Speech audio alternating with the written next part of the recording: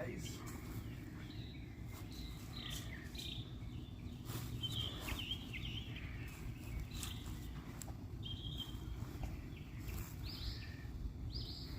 Eyes. Hello everyone, Instructor Ford, and we are mowing through Saturn Kappa. So, made a mistake the last video. That's fine, I can make mistakes. And I showed you part of a version that one of my Nidons and I used to do this form. Because at the time he wanted all the forms. I don't blame him. And he only ever made it to, I think, Jupiter. But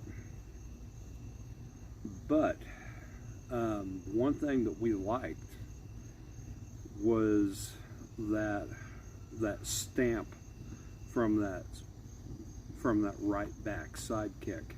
So yes, in the original paperwork it calls for a side block there. So after you've done your roundhouse kick and you're in your knife hand block, it calls for a side block. So it's actually calling for a right side block to the right, and then you get into a left straight kick and then 2 punches. Now I stand still on those last 3 movements because I don't have to move. I can do that as it doesn't tell you in the paperwork on the original handbook you have to move there. So I typically don't move beyond that point. I think it works better as a static combination. What it would look like if you choose to move, because you're given that freedom in this art, is if you choose to do it as paperwork calls for, you're here,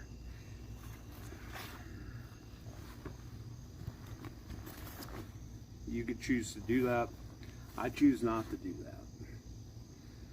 Even if you wanted to add a step and just throw reverse punches, that would look like you're here, step, step, and that's up to you. But I choose not to do that because I can get a more meaningful impact on that one static position.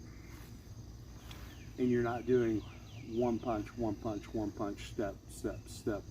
It's actually a good combination from a static position. You're holding your ground. So I'm going to leave it up to you if you want to do the side block.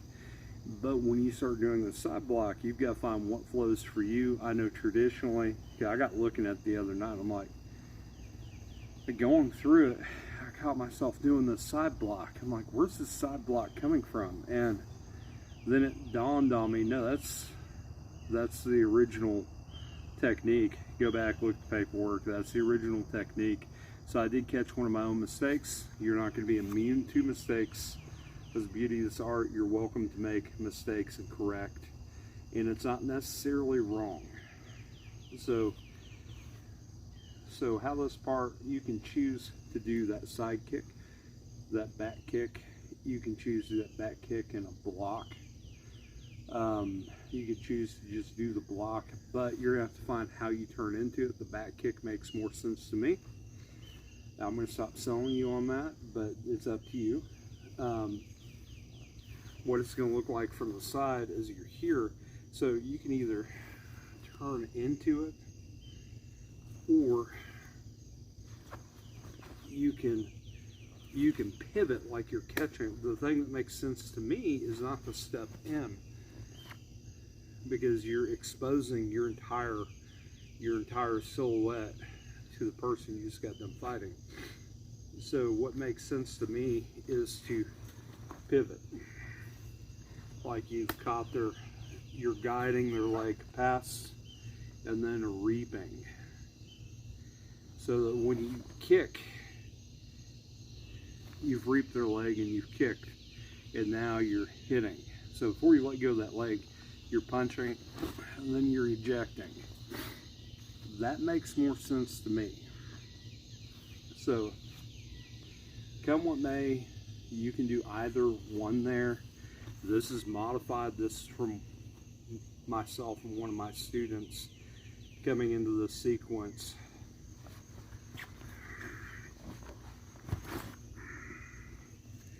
that's our modification. You don't have to do that.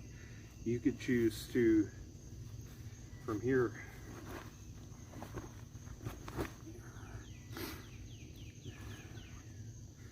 very powerful short part. So compact the movement. I like, if you've seen Togyu kata or any of Okinawan katas I practice, I like good compact movement. So let's get into it. Wipe my nose, gosh, it's humid here.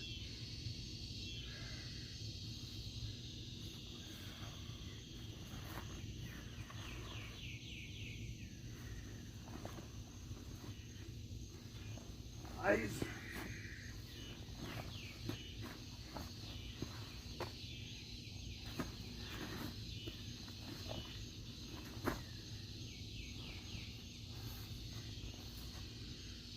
That is your next part of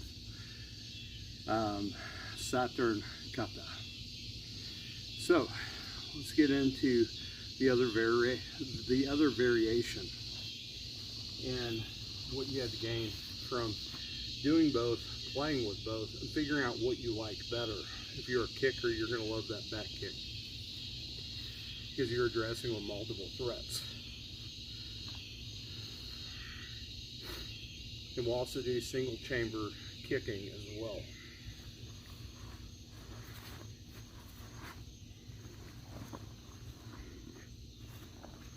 Nice.